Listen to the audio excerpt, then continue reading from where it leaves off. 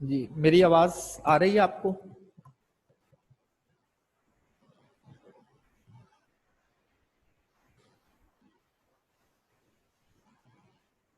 जरा हाथ खड़ा करके बताएं किन किन को आवाज आ रही है ताकि कंफर्म हो सके हमें।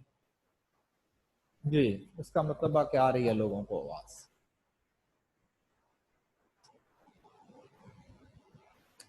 अच्छा चले, आज लेक्चर स्टार्ट करने से पहले जो कल हमने किया या उससे पहले अगर कोई आपको कोई प्रॉब्लम है, आपने कोई क्वेश्चन करने हैं, तो आप पहले वो डिस्कस करते हैं, फिर आज का लेक्चर स्टार्ट करते हैं। जिन्होंने कोई क्वेश्चन करने हैं, वो अगर कोई डिस्कस करना चाहता है तो वो डिस्कस कर सकता है। जी, जिन्होंने कोई क्वेश्चन करने हैं, कोई पूछना है तो वो डिस्कस कर सकता है मुझसे। शुक्रिया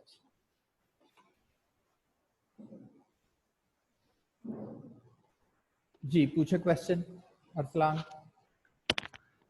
सर ये मेरा वैसे लेक्चर जो कल वाला था ना लेक्चर सर, उससे क्वेश्चन नहीं है सर। कल मैंने क्वेश्चन एक पूछना था लास्ट पे सर, वो मेरा हाँ जी, नेटवर्क का मसला था तो इसलिए मैंने पूछा। कल वाले सर वो से जो नहीं है।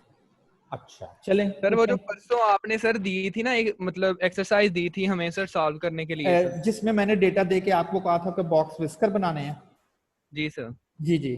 तो सर मतलब जब एक डाटा का सर हम Q1 Q2 और Q3 निकालते हैं सर, इसमें सर जो Q1 की वैल्यू होती है सर वो कम आती है, फिर Q2 की थोड़ी उससे ज्यादा आती है और Q3 की उससे ज्यादा आती है, ऐसे ही है सर? जाहिर है बेटा, क्यू ये तरतीब से आते हैं ना। Q1 के नीचे कितना डेटा होना चाहिए? 25। अब जी जब सर। आपको मैं कहूं कि वो कौन सी वैल्यू है जिसके नीचे 50% डेटा होगा, तो जाहिर है वो उससे बड़ी होगी ना। ये तो नहीं हो जी सर। सकता कि वो वैल्यू उससे कम हो। आप नंबर लाइन अगर लगाते हो, लाइक ये नंबर लाइन लगा ली है आपने, ये नंबर लाइन लगा के आपने उसको डिस्कस किया है, तो ये नंबर लाइन फर्ज करें आपके पास लगी हुई है, तो Q1 पहले आ जाएगा, फिर Q2, फिर Q2। जैसे कोई लाइन होती है उसमें जो राइट मोस्ट वैल्यू होती है वो सबसे बड़ी होती है, तो Q3 चूंकि लास्ट पे जाना है तो ये इसका मतलब है ये सबसे बड़ी होगी, फिर ये उससे कम होगी और ये उससे कम होगी, कुछ ऐसे। जी सर। सर मैंने यही पूछना था कि मतलब इसमें होता तो यही है, Q1 की वैल्यू कम आती है, फिर Q2 की ज्यादा आती है, फिर Q3 की ज्यादा जी आती है। जी जी। सर ये जो आपने स्मोकर का डाटा दिया था हम्म। सर, उसमें सर सिमेट्रिक है, मतलब कि जो उसकी शेप बनती है ना वो सिमेट्रिक शेप बनती है। सही है। और जो सर नॉन स्मोकर का आपने डाटा दिया था सर, जी जी। उसमें Q1 की जो वैल्यू है वो 32.775 आ रही है, और उसके बाद जो Q2 की वैल्यू है वो 34.35 आ रही है, और जो Q3 की वैल्यू है ना सर वो सर कम आ रही है इन दोनों से, नहीं 24.825। नहीं, आपने डेटा अरेंज किया था? सर डेटा अरेंज तो किया था सर। तो आप खुद भी, आपको फिर आइडिया होना चाहिए कि कहीं आप कैलकुलेशन मिस्टेक कर रहे हैं या आपने सर डेटा वो अरेंज मैंने नहीं सही किया होगा। आप सर उसको। सर कैलकुलेशन मैंने 2-3 मरतबा देखी तो सर मुझे पता नहीं चला, तो इसलिए मैंने कहा कि आपसे पूछूं। अच्छा चलें, अभी तो शायद थोड़ा टाइम लगे, तो मैं उसको बहरहाल सॉल्व करके ना, तो उसको आपको ना उसके फिर आंसर्स मैं लिखवा दूंगा।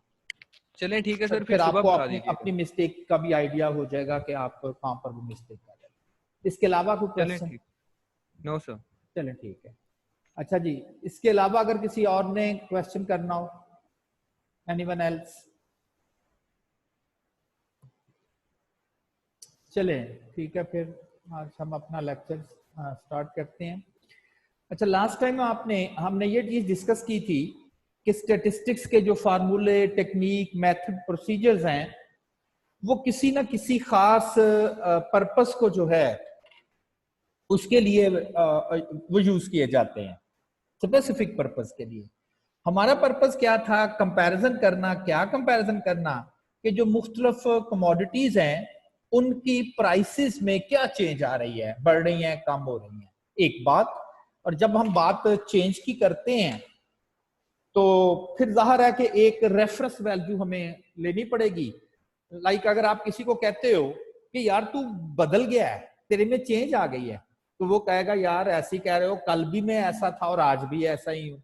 आप कहेंगे नहीं यार, मैं कल की आज की बात नहीं कर रहा, मैं 4 साल पहले की या 3 साल पहले की बात कर रहा। यस, तो आपने एक रेफरेंस वैल्यू रखी थी। तो यहां पर भी जब हम कुछ चेंज मेजर करेंगे वो चेंज मैयर हो सकता है, वो कमोडिटीज की प्राइसेस में चेंज आ सकती है, वो किसी क्वांटिटी कंजम्पशन में आ सकती है, जैसे आजकल बिजली की क्वांटिटी कंज्यूम ज्यादा है as compare to the previous months, क्योंकि सर्दियां थी, और आजकल गैस की कंजम्पशन, क्वांटिटी कंजम्पशन कम है as compare to the previous, तो हम क्वांटिटी कंजम्पशन या क्वांटिटी प्रोडक्शन का कंपैरिजन कर सकते हैं। कोई कॉलेज वाले ये नोट कर सकते हो कि स्टूडेंट की जो एनरोलमेंट है उसमें कितनी चेंज आ रही है, वो भी क्वांटिटी कंजम्पशन की ही बात हो जाएगी। तो इस तरह से हम, और इसके लिए जो टेक्निक यूज करेंगे उसको हम इंडेक्स नंबर कहते हैं। और जो इंडेक्स नंबर है वो हमारे पास या तो वो प्राइस कंपैरिजन होगा तो हम उसे कहेंगे ये प्राइस इंडेक्स नंबर है, क्वांटिटी कंपैरिजन होगा तो क्वांटिटी इंडेक्स है, और वैल्यू की बात करें जिसको हम पी को क्यू से मल्टीप्लाई करके कह देते हैं कि ये उसकी वैल्यू बन जाती है, तो इसे हम उसका वैल्यू इंडेक्स बोल देते हैं। इसके बाद हमने डिस्कस किया कि जी जो कंपैरिजन करना है, क्या उसमें सिर्फ एक आइटम है, सिर्फ पेट्रोल की कीमतों का कंपैरिजन करना है? तो अगर तो ऐसा है तो फिर हम उसे कह देते हैं कि ये तो फिर सिंपल इंडेक्स नंबर है, सिंपल इंडेक्स नंबर, जिसमें सिर्फ एक चीज का कंपैरिजन कंसर्न होता है। ज्यादा वेरिएबल्स हैं, सेवरल है, तो फिर हम कहेंगे ये कंपोजिट इंडेक्स नंबर है। अच्छा, जब सेवरल की बात होगी तो अब हमें क्या करना होगा, हम उनकी जो कीमतें हैं, क्योंकि आइटम 4 है 5 है, तो हम सब आइटम्स की कीमतें इकट्ठी कर लेंगे, एग्रीगेट कर लेंगे, लेकिन किसी को वेटेज नहीं देंगे, तो इसे कहेंगे सिंपल एग्रीगेट। लेकिन हम पढ़ेंगे भी और देखेंगे भी कि ये शायद कुछ सेंसेबल नहीं लगेगा, जस्टिफाई नहीं होगा कि आप पेट्रोल की कीमत और पेंसिल की कीमत एक ही तौर पर ट्रीट कर रहे हैं, या कैलकुलेटर की कीमत और पेट्रोल की कीमत। देखिए, पेट्रोल तो शायद एक माह में, अगर हमारे पास बाइक है या किसी के पास गाड़ी है, पेट्रोल तो शायद एक माह में आप कोई 60 70 80 लीटर यूज करते हैं, और कैलकुलेटर शायद पूरी जिंदगी में 4 यूज किए हुए हैं आपने, ठीक है ना? तो अब अगर आप प्राइसेस की बात करेंगे तो आप कहेंगे एक ही बात है, आप उनको एग्रीगेट ही कर दें, तो फिर हम ऐसा नहीं करेंगे, देखेंगे इसका प्रॉब्लम, देखेंगे अनवेटेड का, और फिर हम कहेंगे कि हमें वेटेड में जाना चाहिए, कि जो आइटम हमारे लिए ज्यादा इंपॉर्टेंट रखता है, ज्यादा मायने रखता है, उसको हम ज्यादा वेट हम नहीं देंगे। फॉर्मूले हम डिस्कस करेंगे जिसमें हम वेट्स की बात करते थे। तो आप ये समझ लें कि अगर आप मीन की बात करते हो, तो अगर इस तरह से लिख दिया जाए तो इसके मीनिंग में ये आ जाता है, और अगर इसको वेटेड की बात की जाए तो इसके मीनिंग्स में कुछ इस तरह से ये चीज जो है वो आ जाती है, वेटेड मीन और अनवेटेड मीन। ठीक, नाम से नजर आ रहा है कि यहाँ एग्रीगेट्स वगैरह यूज करने हैं और यहाँ एवरेज यूज होनी है, लेकिन किसी की हमने वेटेज नहीं देनी, और यहाँ पर जो एवरेज यूज करेंगे इसमें हम उसको वेटेज भी देंगे, हम नहीं देंगे, फार्मूले हमारे जो डिजाइन किए गए हैं। तो ये तो बात हमने एक पूरा रोड मैप कर दिया कि इस चैप्टर में हमने करना क्या है। इसके बाद मैंने आपसे नोटेशन शेयर की कि बेस ईयर को हम नॉट के साथ, और करंट ईयर को एन के साथ, और इंडेक्स नंबर्स को पी नॉट एन के साथ रिप्रेजेंट करते हैं। देन मेथड डिस्कस किए कि जी इसको कौन कौन से मेथड्स हैं, fix base method, current year price over base year price into 100, chain base method, जिसमें स्टेप 2 हैं, पहले आप लिंक रिलेटिव बनाओगे और फिर उस लिंक रिलेटिव को चेन रिलेटिव्स में कन्वर्ट करेंगे। देन एक एग्जांपल डिस्कस की जिसके पहले 2 पार्ट हमने कर लिए थे, first 2 parts, construct the price index number taking 1984 as a base, base year examiner देगा, रेफरेंस वैल्यू एग्जामिनर देगा, वो कोई 1 साल की वैल्यू भी बेस वैल्यू हो सकती है, या वो कुछ सालों की एवरेज भी आप कह सकते हैं बेस वैल्यू, या वो अपने पास एक बेस वैल्यू देगा, कहेगा compare the index number by taking price as a base value या बेस प्राइस, तो वो प्राइस अपने तौर पे भी हमें जो है वो दे सकता है। तो ये 2 पार्ट हमने लास्ट टाइम जो थे वो कर लिए थे, कि फर्स्ट पार्ट में हमने इसको एज एन बेस रखा था, और जो सेकंड पार्ट था उसमें 65 जो था वो एज अ बेस प्राइस थी। और इंटरप्रिटेशन में मैंने कल एक एग्जांपल दी थी कि जब इस तरह से लिखा जाए तो जो डिनोमिनेटर की क्वांटिटी होती है उसे हम 100 समझते हैं, और जो इस कैलकुलेशन का आंसर आता है उसको हम ये समझते हैं कि न्यूमिनेटर की जो क्वांटिटी है वो डिनोमिनेटर की क्वांटिटी से कितने परसेंट कम या ज्यादा है। अगर तो आंसर 100 से कम है तो न्यूमिनेटर की क्वांटिटी उतनी ही परसेंट कम है, लेकिन अगर वो उससे ज्यादा है तो हम कह देते हैं कि वो उतने ही परसेंट जो है वो डिनोमिनेटर की क्वांटिटी। अब न्यूमिनेटर में है करंट ईयर, डिनोमिनेटर में है बेस ईयर, तो हम इसलिए कह रहे हैं जी 14% प्राइसेस बढ़ गई हैं या 29% प्राइसेस जो है वो कम हो गई हैं। तो ये तो बात हो रही थी कि अगर फिक्स बेस मेथड से हमने कैलकुलेशंस परफॉर्म करनी हो तो किस तरह से। अब बात आ गई chain based method, the third part chain based method. अब चेन बेस्ड मेथड में जैसे हमने डिस्कस किया था कि 2 स्टेप इन्वॉल्व हैं। पहले आप बनाएंगे लिंक रिलेटिव्स, तो पहले हम स्टेप में तौर पे लिंक रिलेटिव्स बनाएंगे। लिंक रिलेटिव्स क्या है? Current price, not the base price but the previous price, current price over the previous price multiply by 100, इसे हम लिंक रिलेटिव्स कैलकुलेट करते हैं। ठीक है ना, डिनोमिनेटर में कोई बेस नहीं है। अब अगर आप 84 की बात करें तो ये तो हो गई करंट प्राइस 70। इस फॉर्मूले में हमें और क्या चाहिए? 83 की प्राइस चाहिए, 1983 की प्राइस चाहिए, वो तो है ही नहीं। तो इसका मतलब है कि जो फर्स्ट ईयर है उसका लिंक रिलेटिव्स कैलकुलेट नहीं हो सकता। तो मैंने ये डैश डैश डैश लगा दी कि not possible to calculate the link relative. क्यों? Base price over the previous year price, और 1984 से डेटा स्टार्ट हो रहा है तो 83 की तो प्राइस है नहीं हमारे पास, उसे जीरो नहीं कहेंगे कि जी 1983 की प्राइस नहीं है तो जीरो रखना, उसे जीरो नहीं कहेंगे। लिंक रिलेटिव फर्स्ट ईयर का कैलकुलेट हो नहीं सकता, और हमारा ultimate target chain relatives calculate करना है, लिंक रिलेटिव्स नहीं। ये तो उसका इंटरमीडिएट स्टेप है। चलें, अब सेकंड ईयर का लिंक रिलेटिव कैलकुलेट करना है, तो इसका जो डिवाइजर आएगा वो 70 आएगा। क्यों? उसके प्रीवियस 70 है, तो 50 divided by 70 and multiply by 100, 71.43। अब जब 60 की बात करेंगे तो इसका प्रीवियस 50 है, तो 60 divided by 50 and multiply by 100 which is 120 and so on. 80 की बात करेंगे तो इसका डिवाइजर 60 आएगा, 60 की बात करेंगे तो 70 आएगा। The previous year value as a divisor, किसमें? लिंक रिलेटिव्स में। और अब इस लिंक रिलेटिव्स को हम कन्वर्ट करेंगे that is into the chain relatives. Chain relatives यानी कि इंडेक्स नंबर हमने फाइनली कैसे लिखना है, तो this one is the index number by the chain based method. लिखा हुआ है chain relatives, CR for the chain relatives of previous multiply with linked relatives of current divided by 100। तो ये लिंक रिलेटिव से चेन रिलेटिव्स बनाने का formula कि अगर हमने लिंक रिलेटिव्स बना लिए हैं और अब हमने उसे चेन रिलेटिव्स यानी कि इंडेक्स नंबर्स फाइनली कैलकुलेट करना है, तो ये उसका फार्मूला जो है वो हम लोग कैलकुलेट कर सकते हैं। अब चूंकि अब बेस ईयर का रोल इसमें आ जाएगा, 1984 एज अ बेस ईयर, और चेन रिलेटिव्स क्या है? Index number. और हमें पता है जो इंडेक्स नंबर होता है, बेस ईयर का इंडेक्स नंबर क्या आता है? 100। हम कैलकुलेट नहीं करते ना, डायरेक्टली लिख देते हैं कि इट इज 100। तो चूंकि 1984 बेस ईयर था, लिंक रिलेटिव मेरे पास नहीं थे, लेकिन चूंकि मुझे पता है कि ये बेस ईयर है और बेस ईयर का इंडेक्स नंबर जो है वो 100 होना है, तो मैंने डायरेक्टली उसके ऊपर जो है वो 100 जो है वो मेंशन कर दिया। ठीक है, अच्छा, ये तो हो गया 100। अब जरा नेक्स्ट मूव करते हैं। Current chain relatives of previous. अब बात इसकी हो रही है, सेकंड ईयर की हो रही है।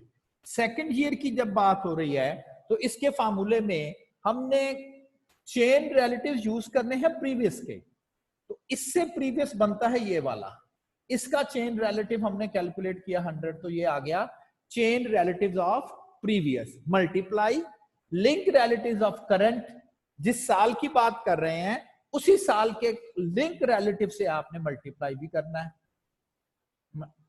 एंड डिवाइडेड बाय 100, और फाइनली आंसर आ गया। और अब ये चेन चलती जाएगी ना। अब इसकी जब बात करेंगे, इसकी कैलकुलेशन करनी है, तो इसकी कैलकुलेशन में चेन रिलेटिव ऑफ प्रीवियस, ये है chain relative of previous, multiply by link relatives of current, ये है link relative of current, and divided by 100 divided by 100 to get the answer. और इसी तरह से बाकी सारे के सारे आंसर्स जो हैं वो हम कैलकुलेट कर लेंगे। ठीक। अच्छा, एक बात नोट करें, चाहे आप फिक्स बेस मेथड से कैलकुलेशन करें, ये फिक्स बेस मेथड है ना, और चाहे आप कैलकुलेशन करें चेन बेस मेथड से, जो फाइनल आंसर आने हैं वो दोनों के सेम आने हैं। फाइनल आंसर्स दोनों से सेम ही आएंगे, वरना ये तो फिर गलत हो गया ना। आप कहें जी उस मेथड से करेंगे तो ये आंसर आता है, उस मेथड से करेंगे तो ये आंसर आता है, तो फिर कौन सा आंसर ठीक है? तो आंसर तो सेम आने चाहिए, चूंकि ये अल्टरनेटिव्स हैं। मैंने बोला था ना, जो अल्टरनेटिव्स होते हैं, चॉइस तो नहीं ना कर रहे थे, ये अल्टरनेटिव्स हैं, इसका मतलब दोनों से आंसर सेम ही आएंगे। तो ये जो आपको थोड़ा बहुत डिफरेंस नजर आ रहा है, ये जस्ट राउंडिंग एरर्स का कहीं थोड़ा बहुत डिफरेंस होगा, अदरवाइज मेनली आंसर जो है वो मैच कर रहे हैं। तो एक बात तो क्लियर हो गई, चाहे फिक्स बेस मेथड हो, चेन बेस मेथड हो, फाइनल आंसर हमारे पास सेम आएंगे। अब एग्जाम में हो सकता है वो आपको लिंक रिलेटिव्स खुद कैलकुलेट करके दे दे, डेटा ना दे, ये डेटा ना आपको दे, वो लिंक रिलेटिव्स खुद ही कैलकुलेट करके दे दे और कह दे कि चेन रिलेटिव्स बनाएं, तो फिर आपको सिर्फ ये वाला फार्मूला जो है वो अडॉप्ट करना चाहिए। अच्छा, अगर हमने ये थोड़ा सा लेंथी काम किया है कि जी 2 कैलकुलेशन किया है, फिक्स बेस मेथड तो बड़ा सिंपल था, जल्दी से कर लेंगे, तो हमने चेन रिलेटिव्स में एक्स्ट्रा काम किया है, और वो एक्स्ट्रा काम है पहले लिंक रिलेटिव्स बनाए, फिर उसको चेन रिलेटिव्स या इंडेक्स नंबर में कन्वर्ट किया। तो फिर इसका एडवांटेज भी है। इसका एडवांटेज ये है कि आल्दो ये जो इंडेक्स नंबर होता है, और शायद हमारा मेन कंसर्न भी ये है, compare the prices of current year with the base year. तो हर एक को हम बेस ईयर के साथ कर रहे हैं। 85 का comparison with the base year, 86 का विद द बेस ईयर, 87 का बेस ईयर, 88 का कंपैरिजन बेस ईयर के साथ, और 89 का कंपैरिजन बेस ईयर के साथ। तो हमने सबका सबके साथ किया। लेकिन जरा नोट करें कि जो लिंक रिलेटिव्स है, लिंक रिलेटिव्स बेसिकली कंपैरिजन होता है each year with the previous year. 86 का कंपैरिजन आप 85 से कर सकते हैं, 87 का कंपैरिजन आप 86 से भी कर सकते हैं, 88 का 87 से भी कर सकते हैं, और 89 का 88 से। क्यों? जब आप, ये तो हो गया करंट ईयर, और डिवाइजर क्या है? Previous year. तो basically this is the comparison of each year not with the base year, with the previous year. तो ये एक एक्स्ट्रा एडवांटेज आपको यहां से मिल रहा है कि आप हर साल की कीमत का कंपैरिजन प्रीवियस ईयर के साथ कर सकते हैं। और आप कहेंगे अगर बेस ईयर के साथ करना तो क्या फिर अब हमें फिक्स बेस मेथड भी करना पड़ेगा? तो हम कहेंगे ओके फाइन, इसी को कन्वर्ट कर ले, तो ये फिर ये हो जाएगा each year comparison with the previous year. अगर ज्यादा हो गया तो प्राइसेस बढ़ गई हैं, कम। अगर मैं ये कहूं 120 का क्या मतलब है, तो आप कहेंगे कि 86 में कीमत 20% बढ़ गई, किससे?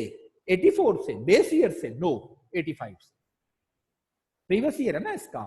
और अगर आप बात देखें, बढ़ गई है ना, 10, ये 60 है, ये 50 थी तो बढ़ के 60 हो गई है, तो कहूंगा 20% कीमत बढ़ गई है।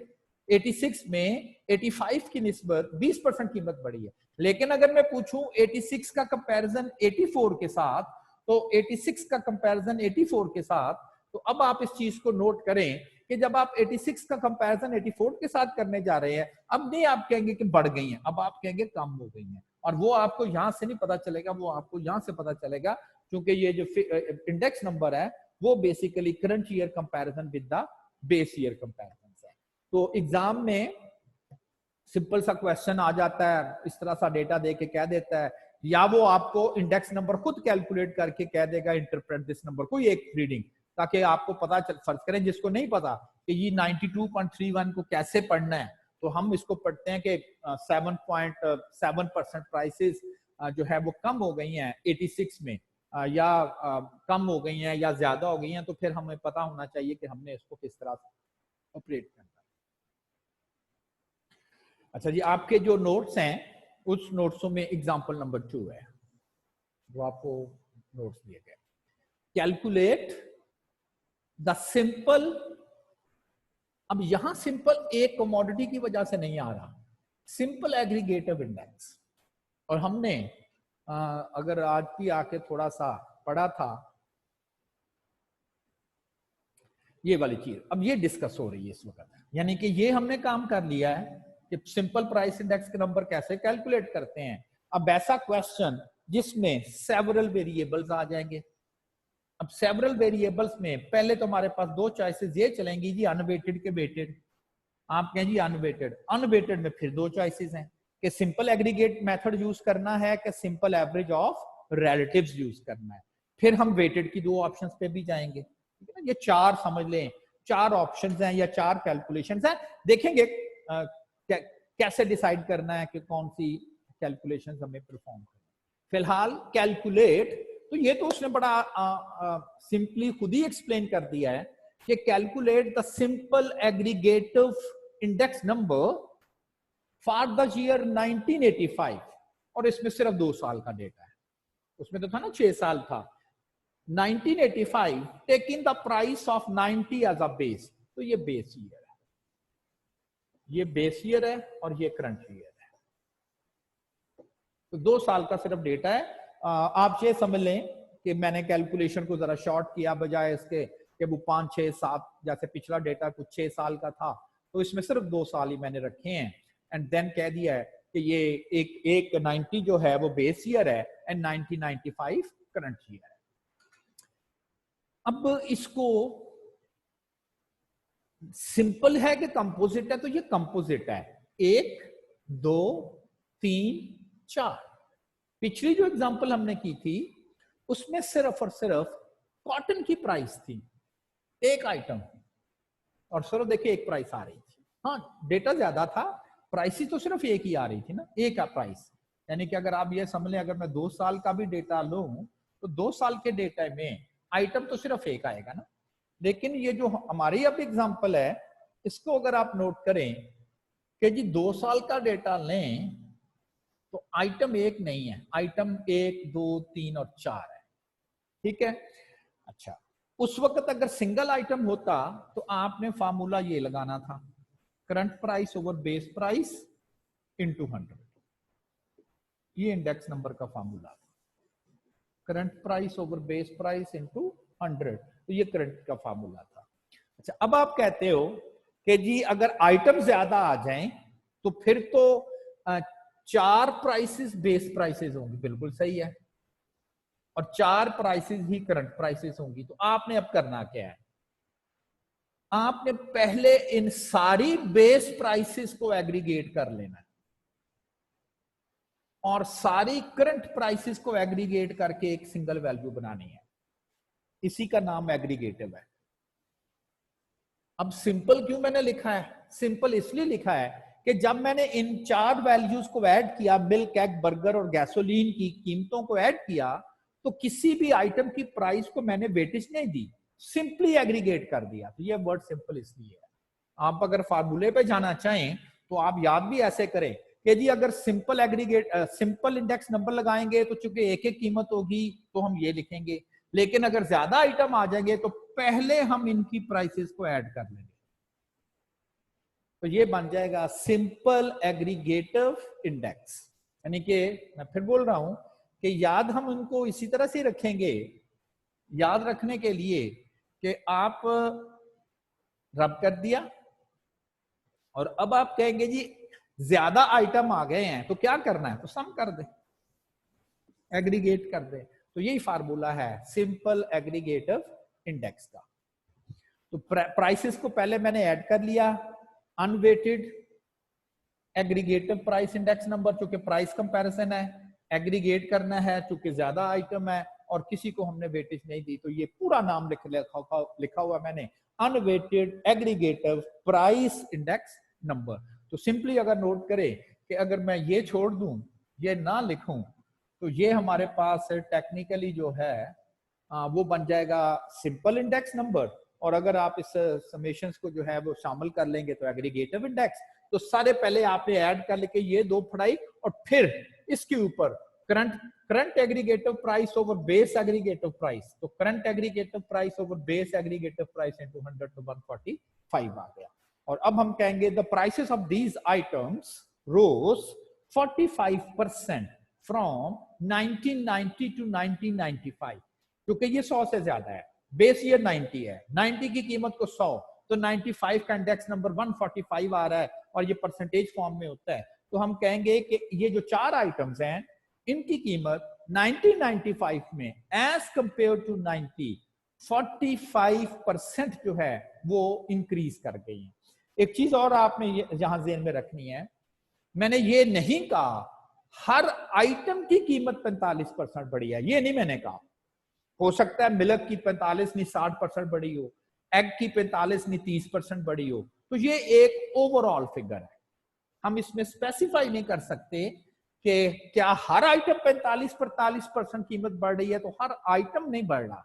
ऐसे होता ना, फर्ज करें अगर पेट्रोल की कीमत 10 रुपए बढ़ती है और गंदम की कीमत 12 रुपए बढ़ती है, तो मुझे कोई पूछता है कि जी टोटल कितनी कीमत बढ़ी है, तो मैं कहता हूं यार 22 बढ़ी है। अब 22 सबकी तो नहीं है ना, ठीक है ना, तो ये आपने ज़हन में रखना है। और मैंने लिखा भी ऐसे है, the prices of these item, वरना मैं लिखता the prices of each item, her item की कीमत 45% बनी है, तो ये नहीं मैंने लिखा हुआ, ठीक है ना। तो ये इसकी इंटरप्रिटेशन कुछ ऐसा ही है। अच्छा, नेक्स्ट एग्जांपल भी थोड़ी सी एलैबोरेट करते हैं। The following table gives the average prices of these commodities for the year 90 to 93। इस दफा मैंने 4 साल का डेटा लिया है, पहले 2 साल थे, अब ये 4 साल का डेटा है। और कितने आइटम्स हैं? 3, राइस है, व्हीट है और बार्ले, ज्वार बाजरा वगैरह। और क्वेश्चन है, चूंकि आइटम ज्यादा हो गए, आइटम ईयर नहीं, ईयर का हमें कोई कंसर्न नहीं है। ईयर एक करंट होगा, एक बेस होगा, 4 हो जाए 5 हो जाए, इससे हमें कोई कंसर्न नहीं है। लेकिन बात है आइटम्स क्या है, 3 है, मल्टीपल्स हैं, तो ये तो फिर कंपोजिट चले गया।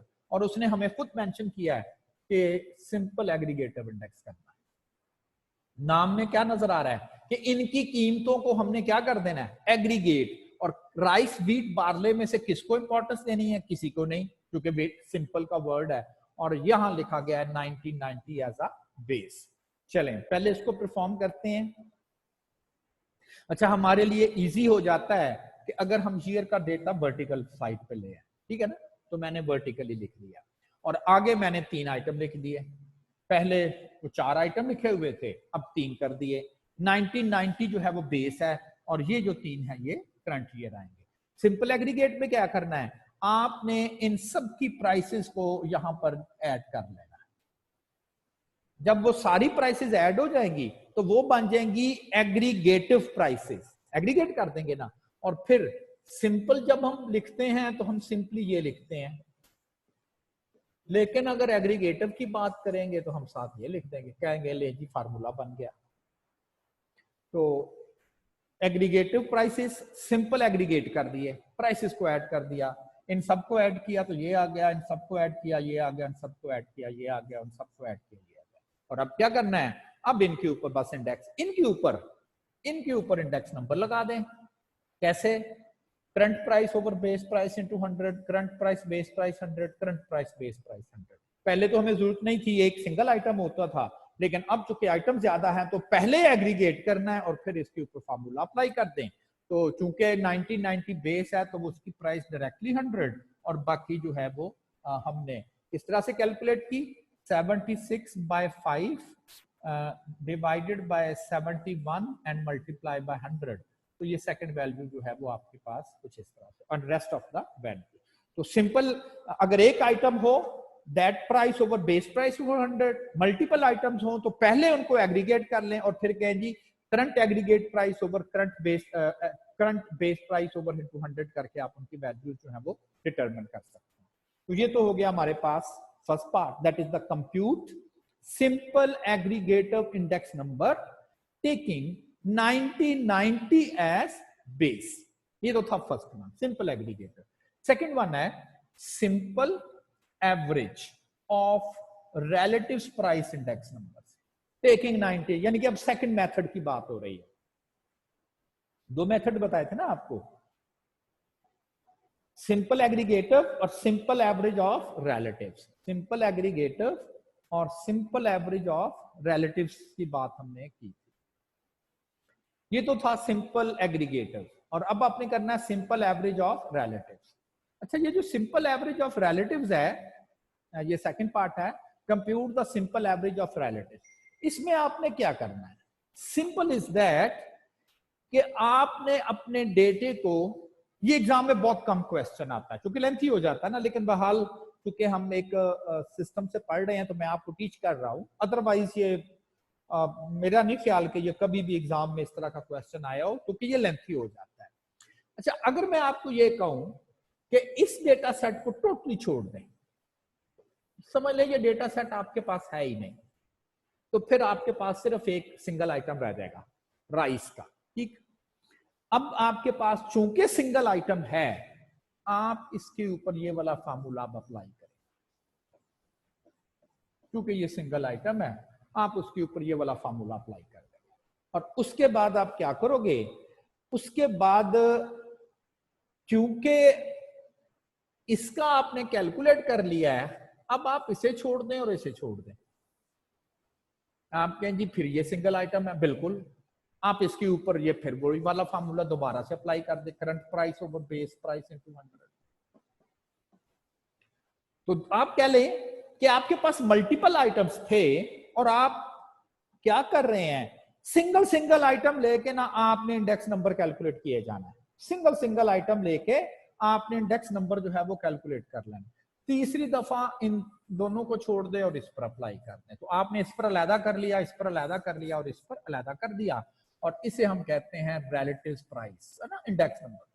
यानी कि क्या करना है, एग्रीगेट में पहले कीमतों को एग्रीगेट कर देना है, फिर इंडेक्स नंबर लगा देना है। इसमें क्या करना है, आइटम सेपरेट कर करके इंडेक्स नंबर्स लगाई जाने हैं। तो ये एक्सरसाइज मैंने यहां पर परफॉर्म की है, यानी कि पहले राइस का डेटा लिया और देखें उसके इंडेक्स नंबर्स ले लिए, फिर वीट का डेटा लिया और उसके इंडेक्स नंबर इसी फार्मूले से कैलकुलेट कर,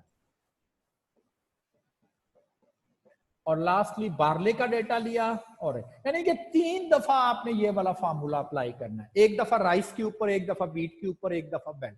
तो ये बन जाएंगे रिलेटिव प्राइस इंडेक्स नंबर्स, और उसके बाद आपने इनकी एवरेज कर देनी है, इसकी भी एवरेज कर देनी है, आ जाएगा ना सिंगल नंबर, इन तीनों रिलेटिव्स की भी एवरेज कर देनी है, इनकी भी एवरेज कर देनी है और इनकी भी एवरेज कर देनी है। कौन सी एवरेज, अरिथमेटिक मीन। तो इनकी एवरेज करके तो 100, 106, 113.8 एंड 115.1। तो पहले आपने, और नोट करें आंसर अब भी सेम आएंगे, ये देखें 100, 106.69, 113, 115, 100, 106.69, वो लिटिल बिट राउंडिंग एरर है, 113 एंड 115। तो सिंपल एग्रीगेटिव में आप, सिंपल रिपीट कर रहा हूं, सिंपल एग्रीगेटिव में प्राइसेस को पहले एग्रीगेट करके बना लें, फिर फार्मूला अप्लाई कर दें, और simple average of price relatives में पहले हर आइटम्स का अलहदा अलहदा इंडेक्स नंबर कैलकुलेट कर दिया, इसको मैंने कह दिया ये प्राइस रिलेटिव्स है, इंडेक्स नंबर है ना, अलहदा अलहदा कर दिया, और उसके बाद इसकी एवरेज कर दी, और आंसर अब भी दोनों सेम ही आए।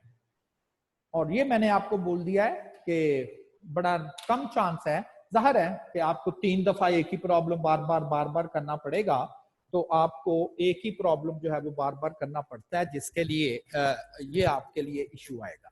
लेकिन हो सकता है कि एग्जाम में और कुछ नहीं तो आपको मेथड ही पूछ लिए जाएं कि जी अगर कंपोजिट इंडेक्स नंबर्स है और weighted index number, unweighted index number calculate करना है, तो कौन से 2 मेथड है, में भी उनके नाम पूछ ले।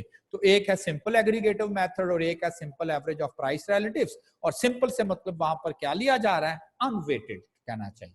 ठीक, एग्जाम्पल नंबर 4 जो कि आपके नोट्सों में है, ठीक है ना, आपके पास है, calculate the simple aggregative price index number for the 1995 taking prices of 1990 as a base.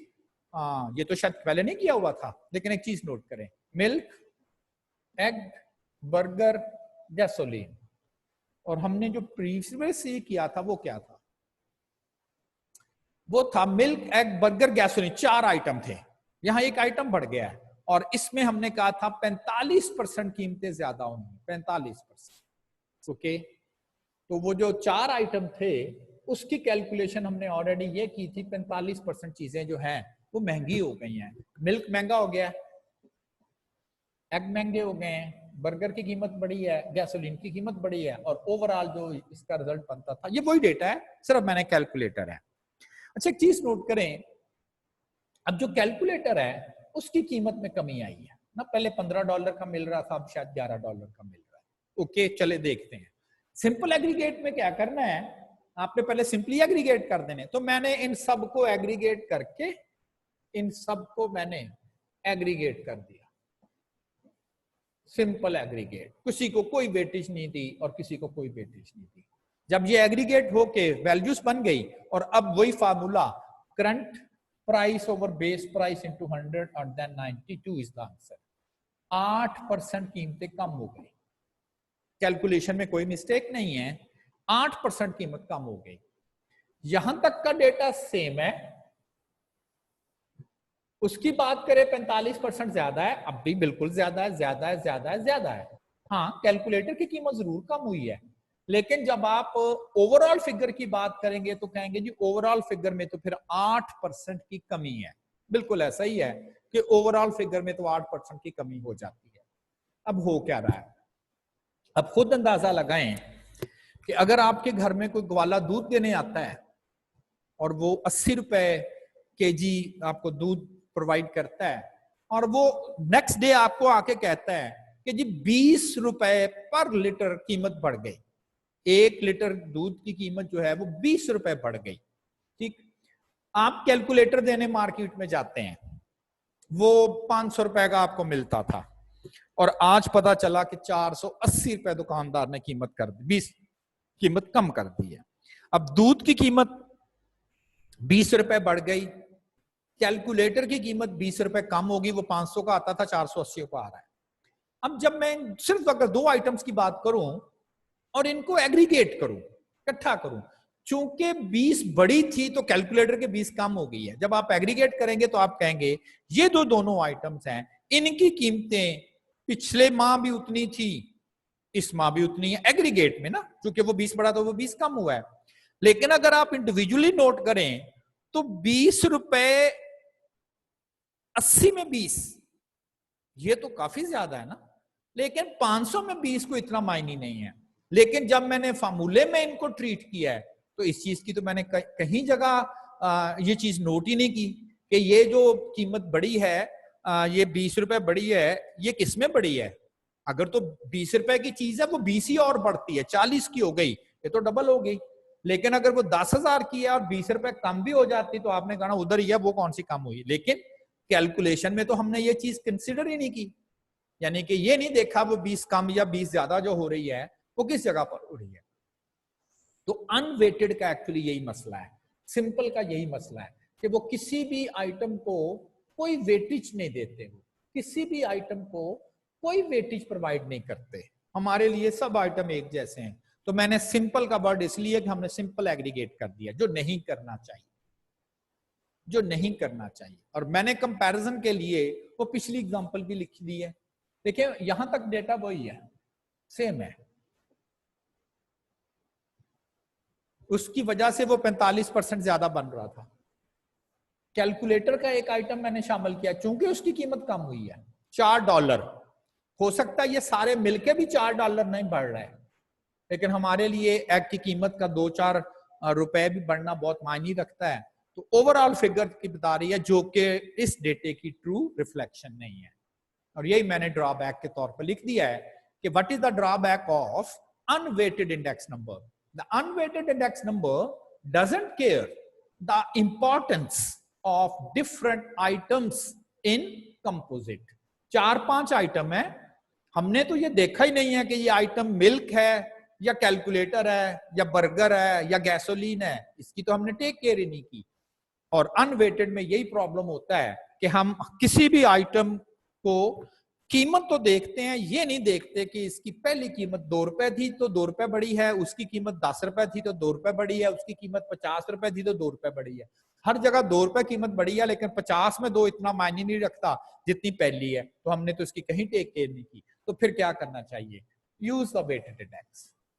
अब एग्जाम में अगर तो आपको कहता है कि सिंपल एग्रीगेटिव इंडेक्स, तो वो तो फिर जाहिर है मजबूरी है, वो तो उसने कह दिया तो हमने करना ही करना है।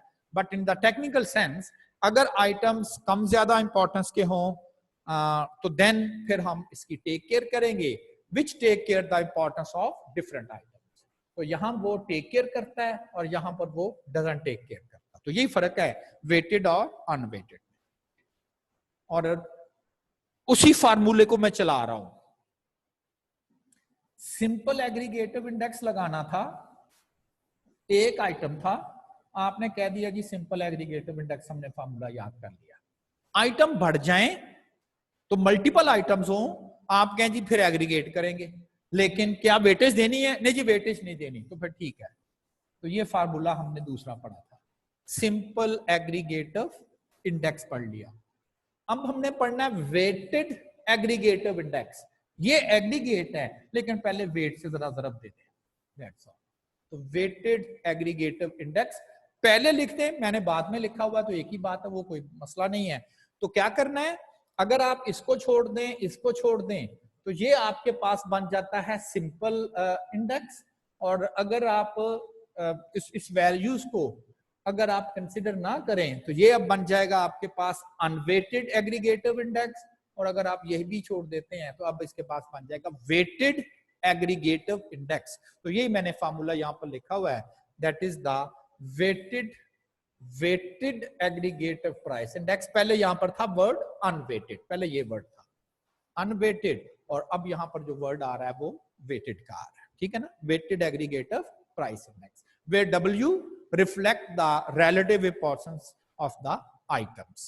अब ये जो W है ये हमने खुद नहीं डिसाइड करना, वो एग्जामिनर हमें वो देगा कि जी इस आइटम की कितनी वेटेज है या इस आइटम की कितनी वेटेज है, तो वो हमें वो खुद जो है वो प्रोवाइड करेगा। आपके नोट्सों में एग्जांपल नंबर 5 है, the same data, milk, egg, burger, gasoline and calculator, the same data. उनकी प्राइसेस 1990 में कितनी चल रही हैं, 1995 में कितनी चल रही है। अब एग्जामिनर ने हमें खुद ही इनकी वेटेज दे दी है, वेट्स W खुद ही प्रोवाइड किए हैं, और ये परसेंटेज फॉर्म में भी हो सकते हैं, ये एब्सोल्यूट नंबर्स में भी हो सकते हैं। तो उन्होंने डिसाइड किया है कि जो मिल्क है उसकी वेटेज, इन सारे आइटम से बात करें तो 10, फिर 6, फिर गैसोलीन की 8 वेटेज है, यानी कि मिल्क से लिटिल बिट कम है, और सबसे कम वेटेज 1 जो कि कैलकुलेटर की रखी है। अगर मैं कहूं कि उस कैलकुलेशन में अब जो मिल्क की इंपॉर्टेंस सबसे ज्यादा होगी चूंकि उसका वेट 10 है सबसे ज्यादा, और अगर क्वेश्चन किया जाए कि कैलकुलेटर की निस्बत उसको कितनी वेटेज मिल रही है, तो मैं कह सकता हूं 10 गुना, 10 टाइम्स, ऐसा ही है ना, 10 गुना 10 टाइम्स उसकी वेटेज जो है वो ज्यादा है। तो अब आप इस फार्मूले के अकॉर्डिंगली कि प्राइसेस को ऐड करने से पहले आपने उनको वेट से मल्टीप्लाई करके वेटेड प्राइसेस बनानी है, इसको इससे मल्टीप्लाई करेंगे तो ये आंसर आ जाएगा, and that becomes the weighted prices now. तो पहले आपने वेटेड प्राइसेस बना ली, आप कहें जी बन गई वेटेड प्राइसेस, ये बन गई हैं। पहले सिर्फ बेस प्राइस थी, करंट प्राइस थी, अब weighted current price, weighted weight. अब क्या करना है, इनको ऐड कर लें, तो कर लें ऐड, इसको भी और इसको भी। आप कहें जी ऐड हो गए, अब base price over current price into 100, तो base price sorry current price over base price into 100। और अब शायद देखें डेटा वही है जो हमने पहले कहा था, उसमें हमने कहा था 8% कीमतें बढ़ी हैं, डेटा स्टिल वही है, सिर्फ एक वेट हमने अब आइटम्स को कम ज्यादा किया है, और शायद अब हम ज्यादा ट्रू पिक्चर डेटे की देख रहे हैं कि नहीं जी प्राइसेस कम नहीं हुई 8%, ठीक है। कैलकुलेटर की प्राइस जरूर 15 से 11 पे चले गई है, लेकिन उसकी कैलकुलेशन में वेटेज बहुत कम है, और जिसकी कीमतें बढ़ी हैं उनकी वेटेज ज्यादा थी, तो ओवरऑल फिगर जो बनी है वो बनती है कि 28%, ऑल अराउंड अबाउट 29% प्राइसेस जो हैं as compare to the previous year that is 1990 वो इंक्रीज की है। हाँ जी, क्लियर ये पॉइंट। अच्छा जी, अब फार्मूला यही है, और आप समझ लें कि अब जो नेक्स्ट हमने करना है वो ही शायद सबसे ज्यादा इस चैप्टर में मोस्टली इंपॉर्टेंट क्वेश्चन है जो कि एग्जाम में भी आए हुए। और वो क्वेश्चन ये है कि इसमें तो वेट खुद ही क्या चले जी, इसका 10 वेट कर दें, इसका 6 कर दें, इसका 3 कर दें, इसका 1 कर दें, ठीक। लेकिन कुछ जो स्टैटिस्टिशियंस थे उन्होंने कहा जी ऐसे ना करें कि खुद ही बैठ के डिसाइड कर दे, इसकी वेटेज 10 कर देते हैं, इसकी 9 कर देते हैं, इसकी 5 कर देते हैं, तो ऐसे ना करें। उन्होंने बकायदा एक सजेशंस दी, सजेस्ट किया कि किसी आइटम को वेट अगर देना हो तो किस तरह से उसको वेट दिया जाए, उसकी किस चीज को कंसिडर किया जाए। तो वहां पर लिख दिया गया डिफरेंट मेथड्स ऑफ वेटेड, यानी कि वेट देने, वो जो है ना पिछला जो अभी हमने किया वो भी यही है, लेकिन उसमें वेट जो है ना वो खुद ही सब्जेक्ट का मतलब होता है जी आप बताएं जी इसका 10 कर दो, इसका 9 कर दो, इसका 1 कर दो, इसका 2 कर दो, तो कैसे क्यों है इसको 10 किया, वो जी बस वैसे मैंने कहा कि मिल्क जो है वो 10% 10 गुना उसकी वेटेज जो है वो कैलकुलेटर से ज्यादा, इसकी 8 कर दो, इसकी 6 कर दो, तो कोई स्पेसिफिक बिहाइंड रीजन नहीं है। लेकिन यहां पर स्टैटिस्टिक्स वालों ने कुछ सजेस्ट किया, मैंने वही फार्मूला दोबारा लिखा है, लेकिन इस दफा जो W है, ये वाला W वेट, ये ऐसे नहीं लिख देना बल्कि इसके डिफरेंट मेथड्स कि कैसे किसको आपने वेट का नाम देना है, किसको आपने वेटेज देनी।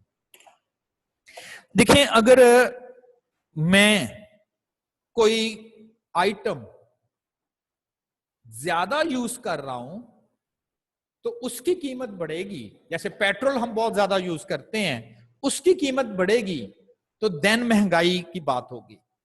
जो चीज बहुत कम यूज होती है, कैलकुलेटर, मोबाइल फोन शायद, उसकी कीमत बढ़ेगी तो उसका इंपैक्ट है। कैलकुलेटर 100 रुपया भी महंगा हो जाए तो गवर्नमेंट तो नहीं शायद ये कहेगी जी महंगाई हो गई है जी, पहले कैलकुलेटर इतने का आता था अब 100 रुपया महंगा हो गया। हाँ, दूध की कीमत बढ़े, जो हमारी यूटिलिटी आइटम्स हैं, ऐसे आइटम्स जो हम ज्यादा कंज्यूम करते हैं, जो ज्यादा हम लोग यूज करते हैं, आप उसी को ही इंपॉर्टेंस दे दें, उसी को ही वेट बना दें, उसी को ही wait.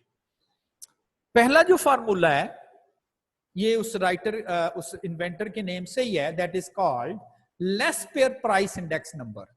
Less pair price index number में लेस पेयर ने क्या सुजेस्ट किया, उसने कहा वेट अपनी मर्जी से ना बनाए, बल्कि उसने ये सुजेस्ट किया था कि आप अगर वेट लेना चाहते हैं तो वो आइटम की क्वांटिटी जो बेस ईयर में है उसी को वेट बना दें। मींस कि अगर वो लोग ज्यादा यूज कर रहे हैं उस क्वांटिटी को तो क्यू नॉट की वैल्यू ज्यादा होगी तो उसका वेट ज्यादा हो गया।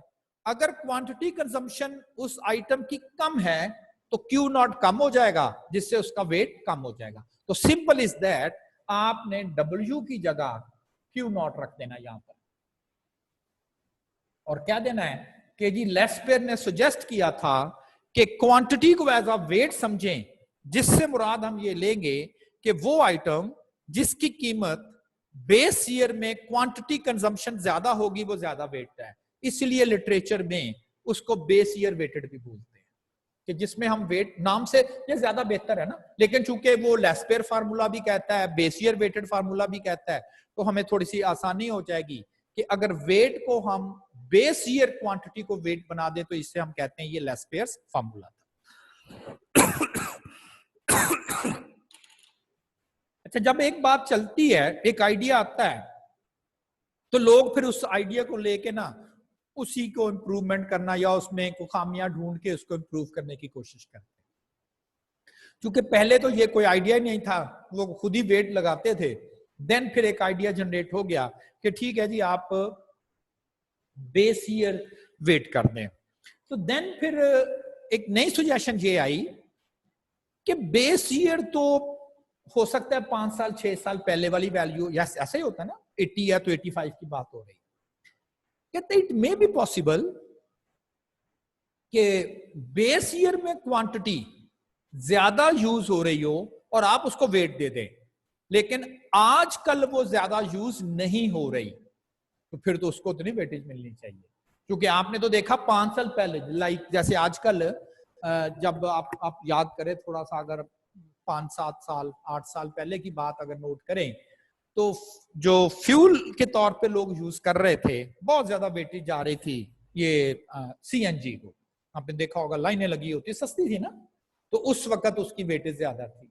और आज चूंकि प्राइसेस एट पार आ चुकी हैं, खास फर्क नहीं है, तो अब उस वेटेज के साथ वो CNG यूज नहीं हो रही, पेट्रोल भी ऑलमोस्ट उसी प्राइस पर मिलता है।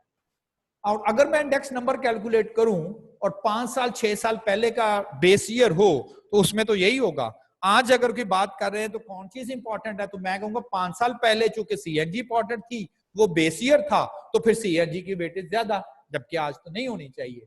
तो क्या होना चाहिए, आप देखें आज क्या ज्यादा यूज हो रहा है, आइडिया वही रखें, क्वांटिटी कंजम्पशन को ही वेट रखें, लेकिन बेस ईयर ने करंट ईयर को रखें, करंट ईयर वेटेड। और करंट ईयर वेटेड में वेट कैसे देना है, not with the base quantity, current year quantity, जो आज ज्यादा यूज हो रहा है वही ज्यादा इंपॉर्टेंट। इसको ऐसे याद करें कि अगर आप W को Q नॉट रख देंगे तो ये बेस ईयर होता है, तो इसलिए बेस ईयर वेटेड इंडेक्स, और इसे हम क्या कहते हैं, पार्शियस फार्मूला, लेस्पेयर्स फार्मूला। और जो करंट ईयर वेटेड इंडेक्स है उसमें आपने Qn को एज अ वेट देना है, और ये बन जाएगा पैशिस फार्मूला, पैशिस प्राइस इंडेक्स नंबर। तो राइटर्स के नेम भी थोड़े से आपको याद होने चाहिए, क्योंकि वो कह देता है कैलकुलेट द पैशिस इंडेक्स नंबर। तो फिर इसका मतलब है कि अगर आपको मैं फार्मूले याद कराऊं तो आप फार्मूले याद करना स्टार्ट करें कुछ इस तरह से, सिंपल एग्रीगेट को कुछ इस तरह से, वेटेड एग्रीगेट को कुछ इस तरह से, और अगर वो लेस्पेयर की बात करता है तो आप उसको लेस्पेयर के लिए आप उसको इस तरह से रख दें, और अगर वो पैशी की बात करता है तो फिर पैशिस के लिए आप उसको जो है अब वो कुछ इस तरह से रख दें। सारे फार्मूले आपको याद हो गए, ठीक है ना।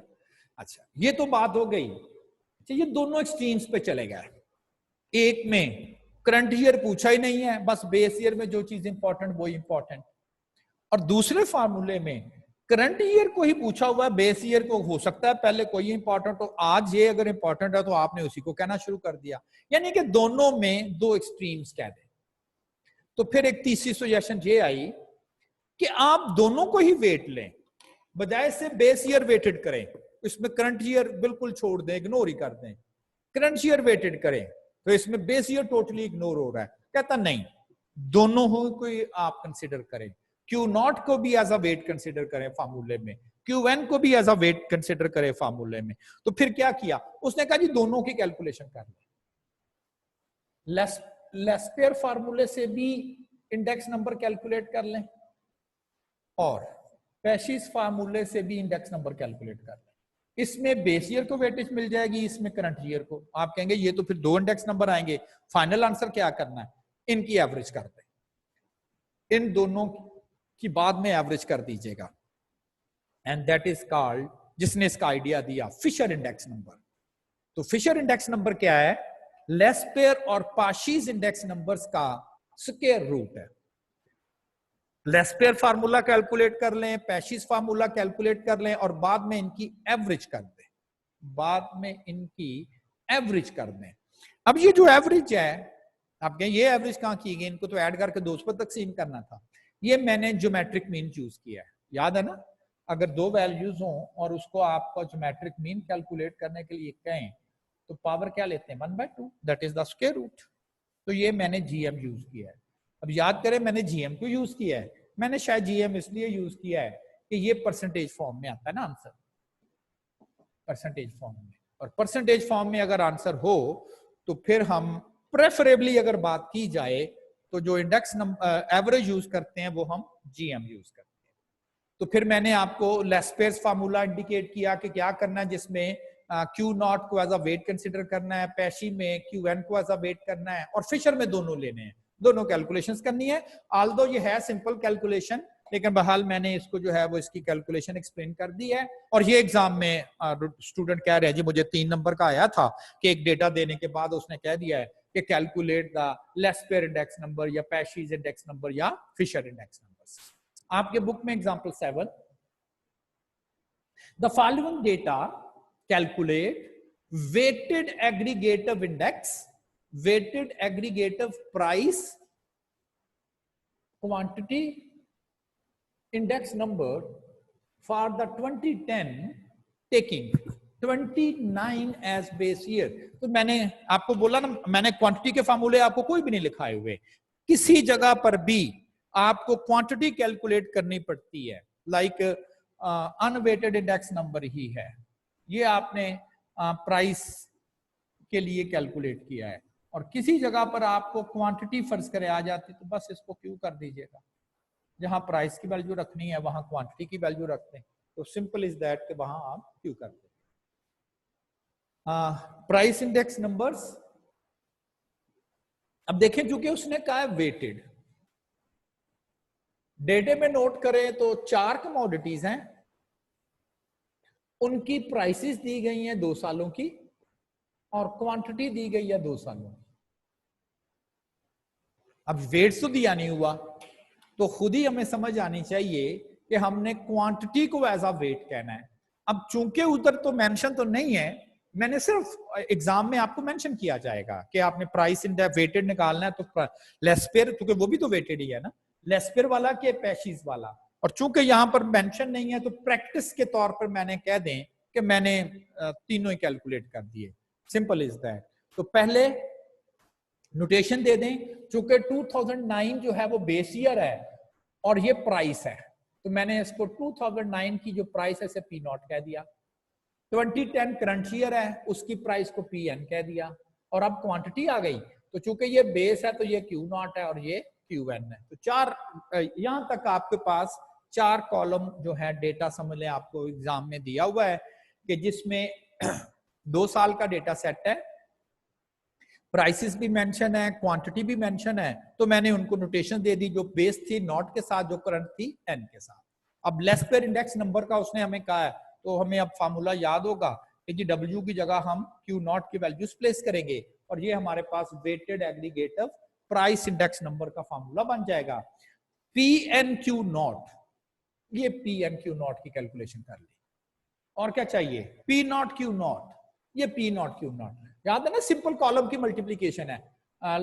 PNQ नॉट, ये PN है और ये Q नॉट है, मल्टीप्लाई कर देंगे तो ये नंबर आ जाएगा। तो ये जस्ट 4 कॉलम है और कभी किसी के साथ मल्टीप्लाई करना है, कभी किसी के साथ। तो ये हम पहले भी हमें प्रैक्टिस है कि हम कर चुके हैं जी इनको मल्टीप्लाई। ये वही चीजें हैं जो मैंने स्टार्ट में कहा था कि जी हमें मल्टीप्लीकेशन कॉलमों की बनानी आनी चाहिए, तो हम बना सकते हैं। एंड देन फाइनली हमने यहाँ पर इनकी वैल्यूज पुट की, this divided by this to get the index number, तो वो 119.43 आ रहा है। Paasche's price index number, simple is that, Q1 use करना है, तो मैंने यहां से ये वाला कॉलम भी बना लिया। देन इसकी वैल्यूज कैलकुलेट की। अच्छा, ये अल्टरनेटिव्स नहीं है, अल्टरनेटिव होते तो आंसर सेम आना था ना, ये अल्टरनेटिव्स नहीं है। इवन जो थोड़ा बहुत फर्क आ रहा है वो कैलकुलेशन एरर्स नहीं है, वो इसलिए कि आपके जो फार्मूले दोनों डिफरेंट हैं। वहां वेटेज किसी और चीज को दी जा रही है और यहां वेटेज किसी और चीज को दी जा रही है, तो आंसर तो नहीं सेम, ठीक है ना। तो इसलिए आंसर नहीं सेम आएंगे और एग्जाम में जो मेंशन होगा हम टेक्निकली उसी को ही सॉल्व करेंगे। And last one is the Fisher index number. क्या करना है? दोनों का ज्योमेट्रिक मीन। अच्छा, ये नहीं है आप कहें जी सबसे अच्छा तो फिर फिशर हुआ, तो ऐसा नहीं है। अगर ये बात होती ना तो लेस्पेयर और पाशी दोनों निकल जाते वहां से। आपका चूंकि ये एलिमेंट्री कोर्स है कि बहुत ज्यादा इसके ऊपर डिस्कशन नहीं है और ना ही मैंने की है कि, और ऐसा होता भी नहीं है कि विच यू शुड प्रेफर। क्यों? इसके बाद ना कुछ टेस्ट तो हैं चेक करने के लिए कि कौन सा फार्मूला उन टेस्ट्स को ज्यादा बेहतर तौर पर करता है, और वो चूंकि है नहीं, फैक्टर रिवर्सल टेस्ट है, टाइम रिवर्सल टेस्ट है, कुछ इस तरह के। तो इसलिए आपको ये नहीं है कि मैंने अलबत्ता थोड़े से इनकी प्रेफरेंस दी हुई है अगली स्लाइड में कि लेस्पेयर का क्या फायदा क्या है या पाशीज का फायदा क्या है, लेकिन ये डिसाइड करना है कि जी बेहतर कौन सा होता है, तो ये ऐसा सच नहीं है। एडवांस लेवल पे जरूर इनकी थोड़ी बहुत ही डिस्कशन जरूर है, एडवांस लेवल की मैं बात कर रहा हूं, लेकिन एज सच जो है वो आपके कोर्स के लिए नहीं है। तो ये तो था प्राइस इंडेक्स नंबर, प्राइस। और अगर दूसरी बात करें क्वांटिटी की, तो देखिए मैंने क्या किया है कि जहां जहां पर पी आ रहा था तो लेस्पेयर क्वांटिटी इंडेक्स आ गया, इधर पी आ रहा था, बाकी नहीं, नोटेशन नहीं चेंज करनी है आपने, एन नहीं रहने देना है, सिर्फ पी को क्यू कर दिया मैंने और क्यू एन हो गया। यहां क्या लिखा हुआ था? क्यू नॉट, नॉट को नहीं चेंज किया, क्यू को चेंज किया, तो वो बन गया पी। बस बाकी फार्मूले भी आपने यही कर लेने हैं। अच्छा, डिनोमिनेटर में ना P को Q से मल्टीप्लाई कर दें या Q को P से मल्टीप्लाई कर दें, एक ही बात होती है। इसको पहले लिख दिया या इसको पहले लिख दिया तो वो कोई डिफरेंस नहीं है। तो देन क्वांटिटी इंडेक्स नंबर जो है ये प्राइसेस का बताता है कि कीमतें बढ़ रही हैं या कीमतें कम हो रही हैं। ये क्वांटिटी का बताता है कि करंट ईयर में 14% ज्यादा चीजें लोग यूज कर रहे थे as compare to the base year. 19% कीमतें बढ़ी हैं as compare to the base year. ठीक है ना, वो क्वांटिटी और वो है। अच्छा, लास्ट वन जो था मेंशन तो नहीं मैंने किया, मैंने कहा चले एक पूरी आपकी एक्सरसाइज कंप्लीट हो जाएगी। ये अगर प्राइस इंडेक्स है तो ये फिर क्वांटिटी इंडेक्स है मल्टीप्लाई बाय 100। और अगर मैं कह दूं वैल्यू इंडेक्स तो ठीक है, फिर वैल्यू बना ले, ये वैल्यू इंडेक्स बन गया। P यूज किया तो प्राइस इंडेक्स, Q यूज किया क्वांटिटी इंडेक्स, V यूज किया तो वैल्यू इंडेक्स। तो फर्ज करें वैसे तो एग्जाम में शायद एक दफा जरूर आया है, वैल्यू इंडेक्स मैंने जरा कैलकुलेट कर दिया। तो वैल्यू इंडेक्स कैसे कैलकुलेट करना है? वैल्यू इंडेक्स है Vn over V0 and multiply by 100। अब V क्या होता है? Pn Qn, और V0 क्या होगा? P0 Q0।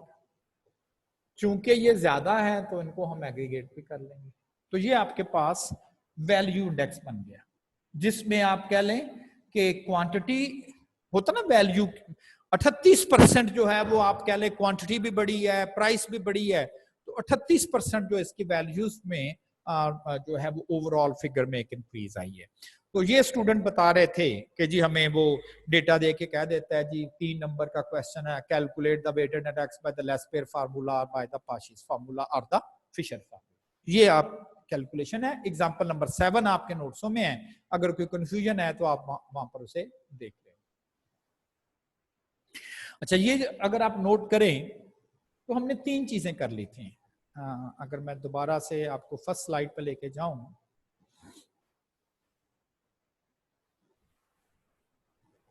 यहां पर सिंपल एग्रीगेटर भी कर लिया, simple average of price relatives भी कर ली, और इधर से क्या कर दिया? Weighted aggregator. और अब क्या रह गया? Weighted average of relatives. Weighted average of relatives जो है वो अब हमारे पास रह गया। अच्छा, प्राइस रिलेटिव्स अगर है, प्राइस रिलेटिव्स, इसे हम कहेंगे प्राइस रिलेटिव्स, इसे हम कहेंगे प्राइस रिलेटिव्स। अब अगर मैं आपको यह कहूं कि इनकी प्राइस रिलेटिव्स की एवरेज करनी है, प्राइस रिलेटिव्स की एवरेज करनी है, अगर मैं आपको यह बोलूं कि प्राइस एवरेज की रिलेटिव्स करने, एवरेज करने, तो आप क्या करेंगे? एवरेज करने के लिए चूंकि इसकी एवरेज करने जा रहे हैं, इसको सम कर देंगे और डिवाइडेड बाय, अगर वेटेड करनी है तो फिर W से मल्टीप्लाई भी करें। तो ये है वेटेड। तो क्या फॉर्मूला बन गया? Weighted aggregative weighted average of price relatives, ये बन गया प्राइस रिलेटिव्स। एवरेज करनी थी वेटेड, वेटेड करने के लिए पहले W से मल्टीप्लाई किया प्राइस रिलेटिव्स को, फिर सम किया। ठीक, अब ये चूंकि कभी भी एग्जाम में बहरहाल क्वेश्चन ये नहीं आया क्योंकि काफी लेंथी हो जाता है और शायद कभी भी नहीं मैंने देखा, तो बहरहाल अगर आपको कैलकुलेशन करनी पड़े तो नोट्सों में जरूर इसको देखिएगा।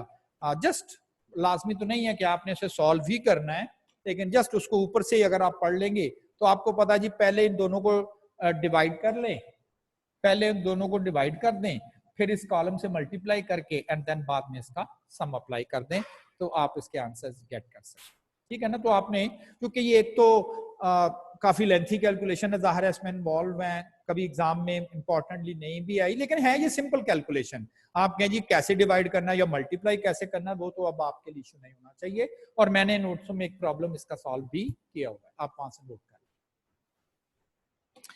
अच्छा, अब ये जो अगले 2-3 स्लाइड्स हैं, ये बहुत छोटी छोटी कैलकुलेशंस हैं और शायद कोई नई चीज इसमें कंसेप्ट के तौर पे नहीं है, लेकिन सिर्फ है बड़ा इंपॉर्टेंट। अब जब हम महंगाई की बात करते हैं कि जी मुल्क में महंगाई हो गई है, तो क्वेश्चन ज़हन में आता है कि अजी क्या अगर मोबाइल महंगे हो जाएं या कैलकुलेटर महंगे हो जाएं या जूतियां महंगी हो जाएं तो फिर महंगाई कह दें? किस आइटम की बात करें? तो शायद कोई एक सेम आइटम नहीं है। और फिर किस आइटम की बात करनी जी? आइटम तो हम बहुत जो दालें खाते हैं, घी खाते हैं, ऑयल करते हैं, सॉफ्ट ड्रिंक लेते हैं, फला बर्गर खाते हैं, तो किसकी बात करें?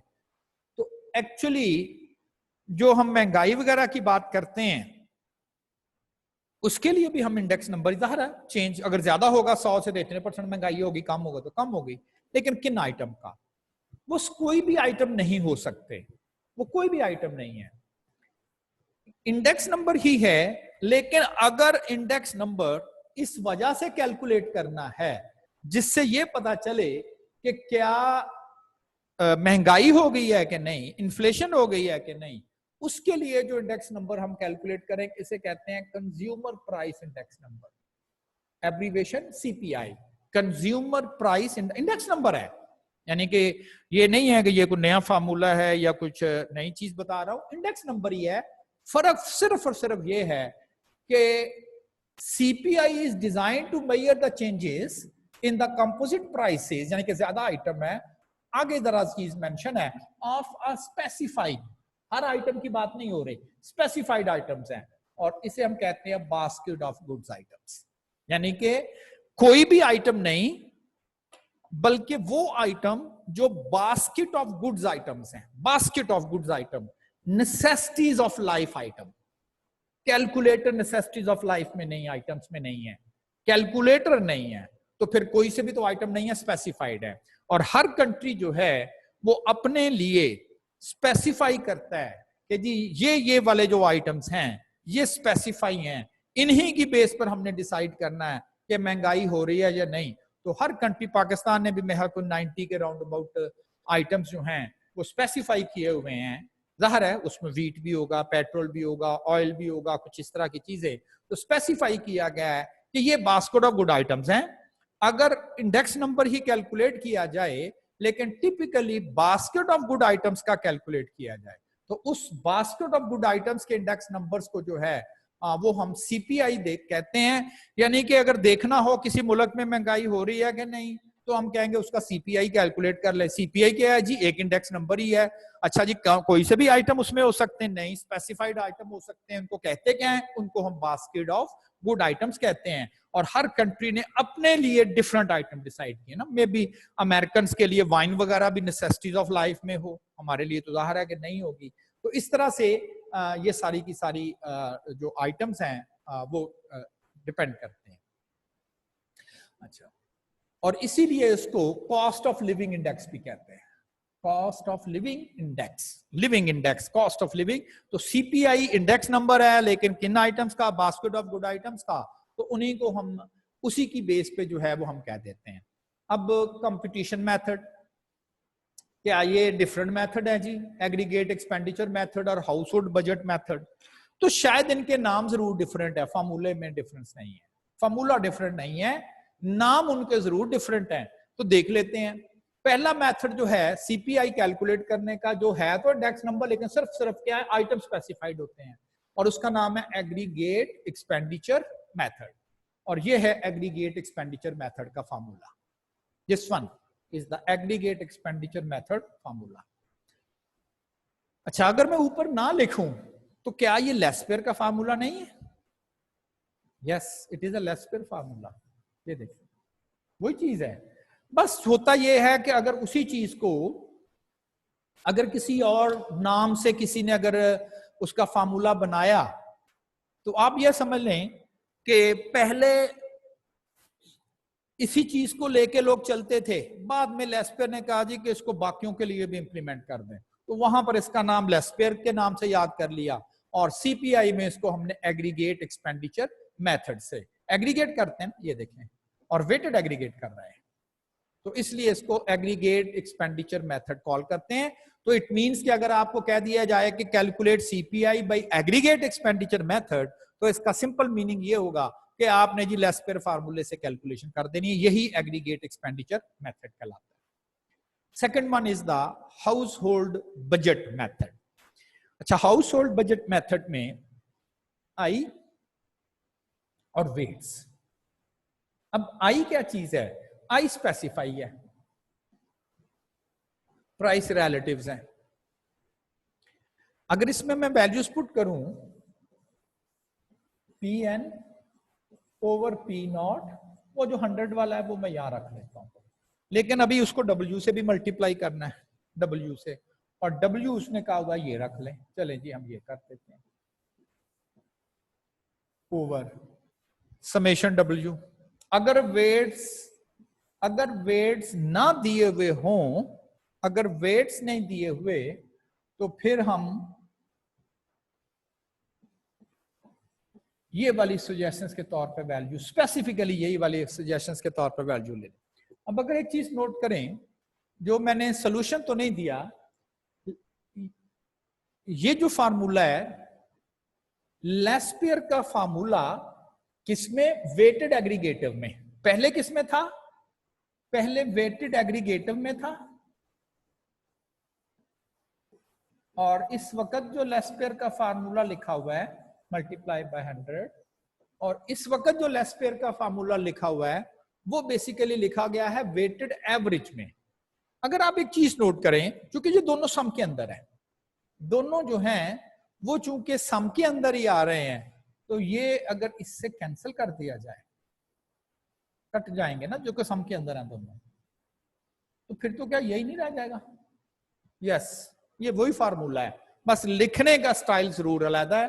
तो आप ये समझ लें कि ये अगर लेस्पियर का फार्मूला वेटेड एग्रीगेट में लिखें तो एग्रीगेट एक्सपेंडिचर मेथड, और उसी का ही फार्मूला अगर हम weighted average of price relatives में लिखते हैं तो यही फार्मूला लेस्पियर का प्राइस रिलेटिव्स में बन जाता है। तो इसे हम हाउस होल्ड बजट मेथड का नाम देते हैं। तो अगर आप वैल्यू यहां पुट कर दें, इनकी आई की जगह ये वाली वैल्यू पुट कर दें और डब्ल्यू की जगह ये वाली वैल्यू पुट कर दें, तो एग्जैक्टली वही फिशर का फार्मूला जो है वो बन जाएगा। एग्जांपल्स मैंने ऐसे ही एक कोट की है, the following table gives the annual prices of commodities during the year 1980 and 1990। Okay, thank you जी। अब ये कल हम टेकअप करेंगे, लेकिन बहरहाल आपने खुद अपने सेल्फ स्टडी के तौर पे आपको समझ आ रही होगी कि क्या हो क्या रहा है। तो एग्जांपल नंबर 9 कुछ भी नहीं है, सीपीआई मैंने कैलकुलेट करने के लिए कहा हुआ है और कह दिया है जी एग्रीगेट एक्सपेंडिचर लगा दें, हाउस होल्ड बजट मेथड लगा दें, ठीक है ना। तो आपने इसको एक्सरसाइज के तौर पे जो है वो आपने जरूर देखना है, ठीक है जी। अल्लाह हाफिज for the day, take care of yourself.